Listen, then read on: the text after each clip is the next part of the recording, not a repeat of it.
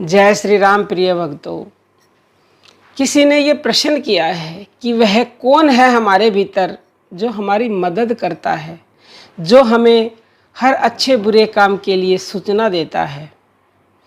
अच्छा प्रश्न है, बहुत अच्छा प्रश्न है। बहुत कम लोग इस बात को जान पाते हैं, अन्यथा तो इधर उधर भटकते रहते हैं और किसी और ही वहम में जीते हैं। तो देखिए प्रिय भक्तों, हम सब के अंदर परमात्मा का नाम विराजमान है, विद्यमान है। वो राम कण कण में है, जिसके लिए तुलसीदास जी ने कहा है, घट में है पर सूझे नहीं, लानत ऐसी जिंद, तुलसी या संसार को हुआ मोतिया बिंद। वो राम हमारे घट में है और उस राम को हम ढूंढते कहाँ हैं?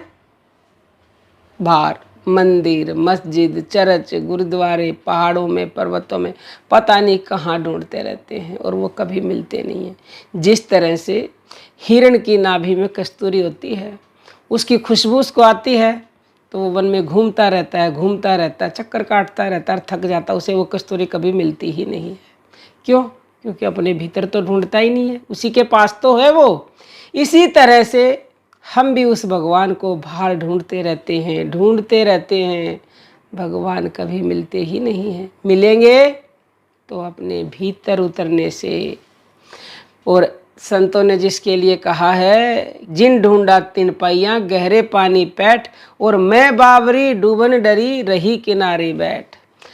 जो ढूंढेगा ना उसी को वो मिलेगा। अगर हम डूबने के डर से किनारे पर बैठे रहेंगे तो वो ईश्वर कदापि नहीं मिल सकता, क्योंकि ढूंढने से तो कहते हैं ना, भगवान भी मिल जाते हैं, तो वो निश्चित ही मिलेंगे। और वो हर पल आपकी मदद भी करेंगे। मदद इसलिए करते हैं क्योंकि वो आपके भीतर है। कभी भी आपके साथ आप कोई भी काम करने जाते हो, आजमास के देखना कि आप कोई अच्छा काम करने जाओ, आप अपनी तरफ से अच्छा समझते हो उसको, लेकिन अगर वो ठीक नहीं होता तो अंदर से एक आवाज़ आती है, इसे मत कीजिए, ये सही काम नहीं है। लेकिन हम उस आवाज़ को अनसुनी करके उस काम को कर डालते हैं, फिर हमें उसका नतीजा मिलता है, यानी कि बुरा अगर मिलता है तो हमें भुगतना पड़ता है। अच्छे काम की भी आवाज़ आती है कि बहुत अच्छा काम है, देर मत कीजिए, जल्दी से इसका शुभारंभ कर दीजिए। वो हमें हर पल आगाह करता है, हर पल हमारी मदद करता है। वो परमात्मा वो हम सब के भीतर है। 68 तीर्थ है घटमाई, गंगा जमुना त्रिवेणी का स्नान अंदर ही है, ब्रह्मा विष्णु महेश अंदर ही है। जो भी इन शक्तियों को जान जाता है, जो परमात्मा आपके भीतर उसको जान जाता है, उसकी तो मदद वो हर पल करते हैं। आप जानो भी मत, कुछ मत करो, मानो भी मत, जपो भी मत, बस आप ये विश्वास कर लो कि वो परमात्मा मेरे भीतर है, उसका नाम मेरे भीतर है, वो शक्ति मेरे अंदर है और वो मेरी हर पल मदद कर रही है। उसकी कृपा बरस रही है।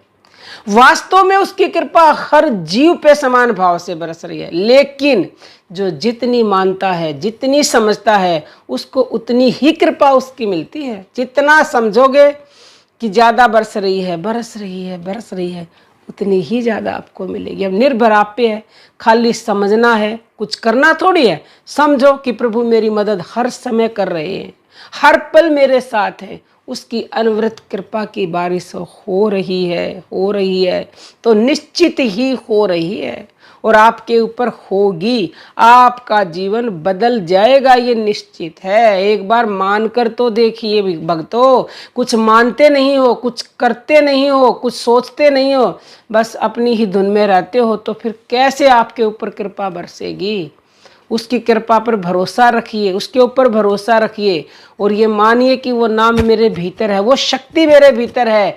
जिस दिन आप उन शक्तियों को जगा लेंगे, आप भी परमात्मा बन जाएंगे। जिस तरह से नदियाँ सारा जीवन दौड़ती रहती हैं समुद्र में मिलने के लिए, लेकिन जब उसमें मिल जाती हैं तो एक हो जाती हैं और सब कुछ भूल जाती हैं।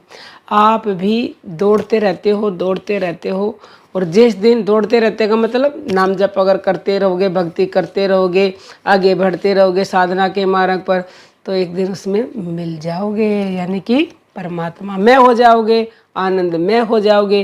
क्योंकि प्रभु से मिलने के बाद, उनके दर्शन करने के बाद तो आप परमानंद प्राप्त कर लोगे। ये वाणी उस समय बोल नहीं पाएगी। जिस प्रकार नदियाँ कुछ नहीं बता पाती समुद्र में मिलने के बाद, तो आप भी कुछ नहीं बता पाओगे। लोग हमसे पूछते हैं कि माता जी आपने नाम तो बताया ही नहीं। तो वो नाम बताने की वस्तु नहीं है, वो अनुभव की वस्तु है। जिस प्रकार अगर मीठा खा लेगूंगा तो वो बता नहीं सकता, और हम भी अगर मीठा खा लेते हैं, मान लो मैंने मीठा खाया, आपने खाया, तो आप ये बता पाओगे कि मैंने मीठा खाया, ये नहीं बता पाओगे कितना मीठा, कितना नहीं मीठा, कम या ज़्यादा, कुछ नहीं, खाली मीठा।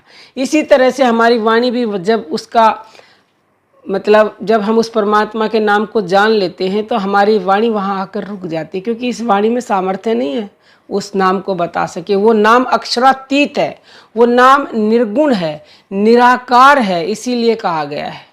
वो 32 अक्षरों में इनमें कैसे समा सकता है, नहीं समा सकता वो। तो फिर नाम वो कहाँ अपरंपार हुआ, अगर वो इन्हीं में समा गया तो उसका कोई वर्णन कर ही नहीं सकता, कोई संत आज तक नहीं। उसके लिए सिर्फ इशारा किया जाता है, संतों की वाणी अटपटी, झटपट लखे ना कोई, और जो झटपट लखे तो पल में दर्शन होए। तो संतों की वाणी को समझिए, समझ करके उसके अनुसार चलिए, तो निश्चित ही आप भी उस नाम को जान लेंगे जो आपके भीतर है, जो आपकी मदद करता है हर पल हर समय। कोई आपका प्रश्न हो कमेंट कीजिएगा। अब हम अपनी वाणी को विराम देते हैं। जय श्री राम प्रिय भक्त।